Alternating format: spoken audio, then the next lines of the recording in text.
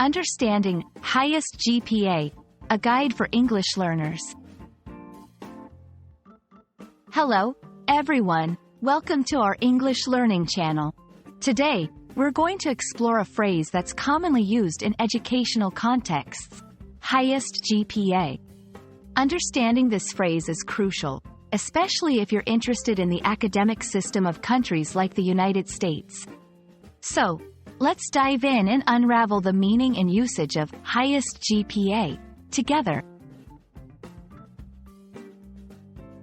GPA stands for Grade Point Average. It is a standard way of measuring academic achievement in the United States and several other countries. GPA is calculated on a scale, often ranging from 0 to 4.0 or 5.0, depending on the institution. Each grade you receive in a course is assigned a numerical value, and your GPA is the average of these values. The word highest in highest GPA refers to the maximum or topmost value on the GPA scale. When someone says they have the highest GPA, they mean their GPA is at the upper end of the scale, which indicates excellent academic performance. For most schools, this would be a 4.0 or 5.0, depending on the scale used. Having the highest GPA is a significant achievement. It reflects consistent excellence in academics and is often a requirement for scholarships. Many educational institutions and organizations offer scholarships to students with high GPAs.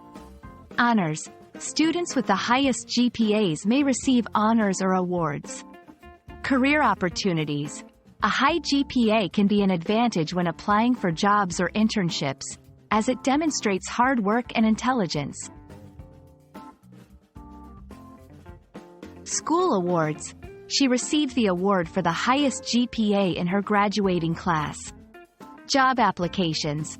Candidates with the highest GPA will be given preference.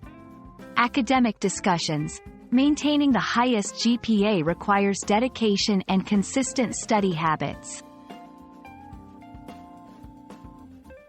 I hope this video has helped clarify the meaning and importance of the phrase, highest GPA.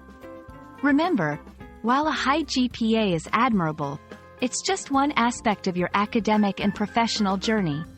Stay curious, keep learning, and don't forget to enjoy the process.